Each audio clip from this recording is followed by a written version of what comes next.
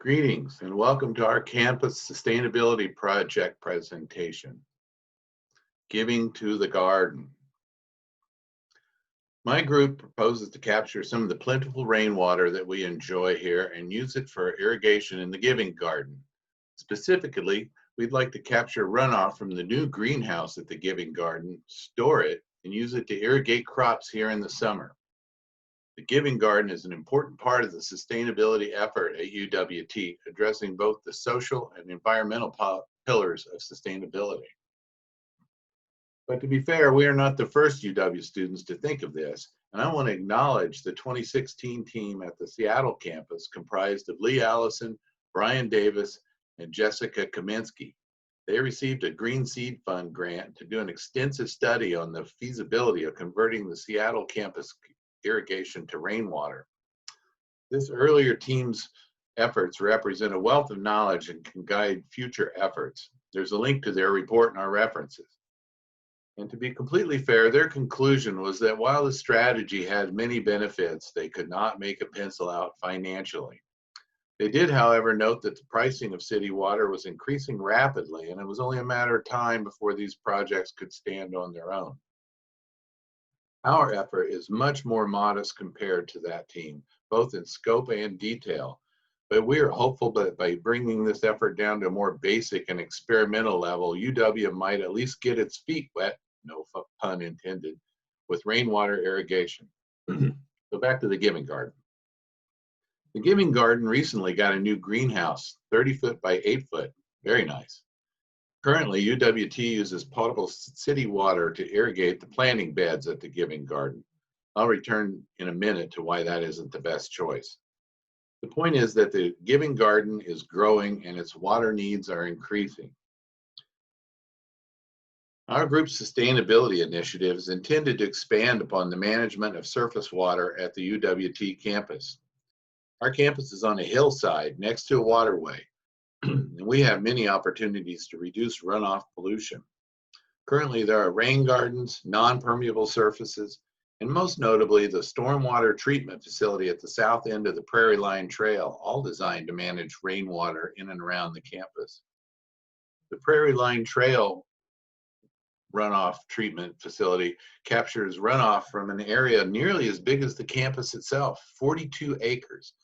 Contaminants in stormwater picked up from non-permeable surfaces are now the largest source of pollution going into many waterways. These contaminants, including copper and other residues from motor vehicles, are a major factor in pre-spawn mortality of returning salmon. As many of you know, only a fraction of the Earth's water is fresh water, and even less is available for our use.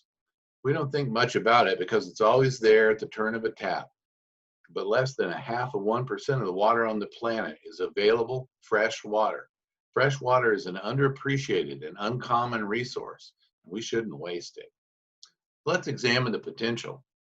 According to the UWT sustainability website, we used 400,000 gallons of water last year for irrigation alone. Water rates just increased 3%, incidentally, effective January 1 of this year.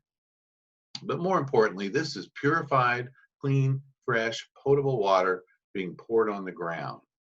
So, on the one hand, we try to filter the rainwater through the soil to make it suitable for introducing into the local waterway, and at the same time, we water our plantings with fresh, pure water. What's wrong with this picture?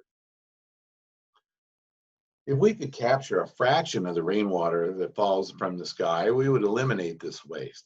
We would also prevent that same amount of stormwater runoff from reaching the Theophos waterway without any pretreatment. And we might even save a little money. It would be wonderful to use stormwater runoff for all of UWT's irrigation needs, but this is far beyond the scope of our little group, so let's consider this a demonstration project.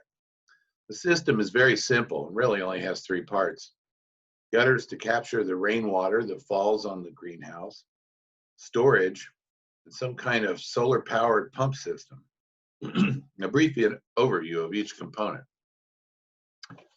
The guttering is just that, a simple trowel along either side of the greenhouse with a grate on it, and the most vertical part of the sidewall. Some flashing or other accommodation might be needed to make for the unevenness of the sidewall.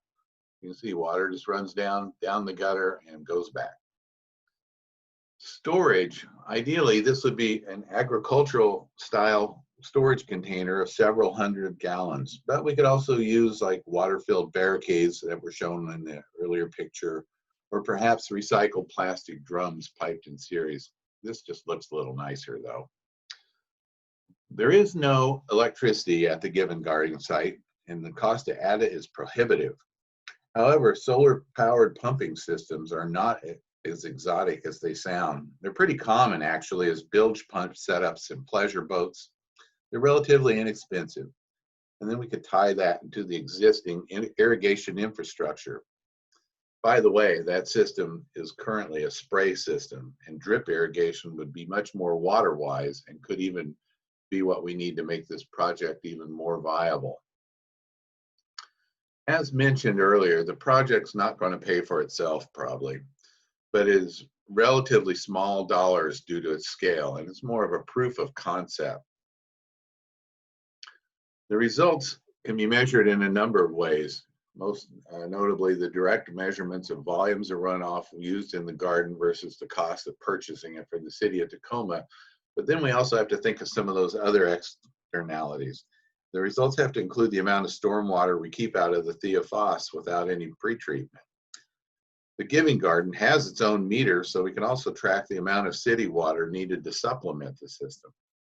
And then hopefully future sustainability and action students can build on this effort, which we can't really put a price on. So in conclusion, the concept is sound and forward-looking. It's intuitive, sustainable, and it has multiple benefits. Like many forward-looking projects, the benefits can't all be measured in dollars. The Giving Garden is also a learning garden and a logical place to test this exciting concept.